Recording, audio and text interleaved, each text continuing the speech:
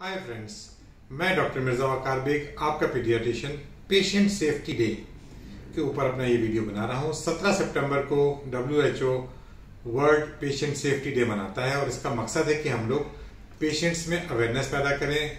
और इस साल का जो थीम है वो है मेडिकेशन सेफ्टी।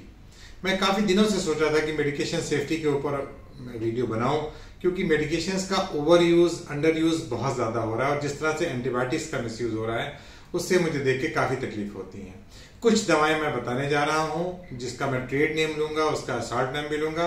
उसमें मुझे किसी से कोई पर्सनल दुश्मनी नहीं है या किसी कंपनी के मैं खिलाफ नहीं हूं, बट उनका इतना ज़्यादा मिसयूज हो रहा है कि लोगों ने उसको बिल्कुल जैसे फीवर की मेडिसिन बना लिया है। अब मेरे पास जो पेशेंट्स आते हैं कि साहब मेरे बच्चे को फीवर था, मैंने उसको पैरासिटामोल दे दिया है और मैंने उसको जीफी दे दी है। मेरे बच्चे को लूज मोशंस हो रहे थे, मैंने उसको मेट्रोजिल दे दिया है। मेरे बच्चे को लूज मोशंस हो रहे थे, मैंने उसको O2 पिला दी है या ओफ्लॉक्स का जो कॉम्बिनेशन आता है वो पिला दिया है। और जब से कोविड हुआ है उसके बाद से एजिथ्रोमाइसिन का भी मिसयूज बहुत ज्यादा बढ़ गया है। मैंने एजिथ्राल दे दिया है, मैंने एजिवेंट दे दिया है।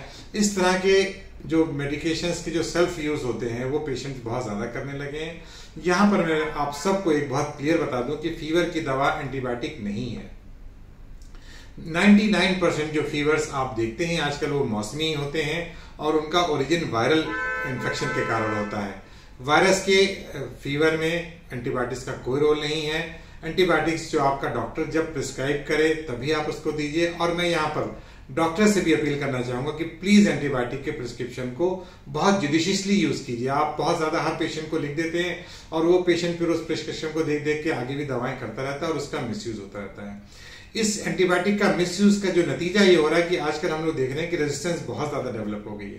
अब जो मेरे पास यूटीआई के पेशेंट आते हैं, आप सोचिए cefixime is one of the best antibiotics जो कि जीफी आप लोग लेते रहते हैं। उसमें जो उसका जो सॉल्ट है उसमें सिफिक्सिमेट से 3rd जनरेशन ओरल सिफेरोस्पोरिन। जब ये मेडिसिन आई थी तो हम लोग बहुत खुश हुए थे कि हम लोगों को एक बहुत अच्छी एंटीबायोटिक मिल गई। अब मगर ज्यादातर कल्चर्स में सिफिक्सिम से रेजिस्टेंस आ रही है और अब हम लोग इसको यूज नहीं कर पाते हैं। जहां पर आपके पेशेंट को इसकी जरूरत पड़ती है, जब आपके बच्चे को इसकी वाकई जरूरत पड़ी तो आपने उसको इतना ऑलरेडी खिलाया हुआ है कि उसकी बॉडी अब रेजिस्टेंट हो चुकी है उस एंटीबायोटिक से।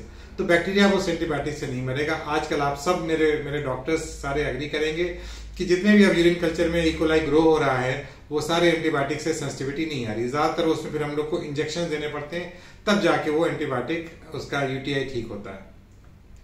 तो पेशेंट सेफ्टी डे पे मेडिकेशन अवेयरनेस के ऊपर मैं आप सबसे हाथ जोड़कर ये रिक्वेस्ट करना चाहता हूँ। डॉक्टरों से मेरी अपील है कि आप लोग प्लीज एंटीबायोटिक के प्रिस्क्रिप्शंस को बहुत मिनिमाइज करिए और जब तक बहुत जरूरत ना हो एंटीबायोटिक मत लिखिए। और पेशेंट से मेरी ये रिक्वेस्ट है कि आप लोग सेल्फ मेडिकेशन ना करें। एंटीबायोटिक्स का यूज तब तक ना करें जब तक आपका बच्चा की वाकई उसकी जरूरत हो। फीवर में आप एंटीबायोटिक इनिशियली डेज में नहीं यूज किए, 2-3 दिन आप देखिए। अगर उसके बाद भी फीवर आपके बच्चे का ठीक नहीं हो रहा है तब आप जाके अपने डॉक्टर से डिस्कस कीजिए। अगर उसे समझ में आएगा तो एंटीबायोटिक लिखेगा, अदरवाइज उसके टेस्ट कराने के बाद ही एंटीबायोटिक दीजिए।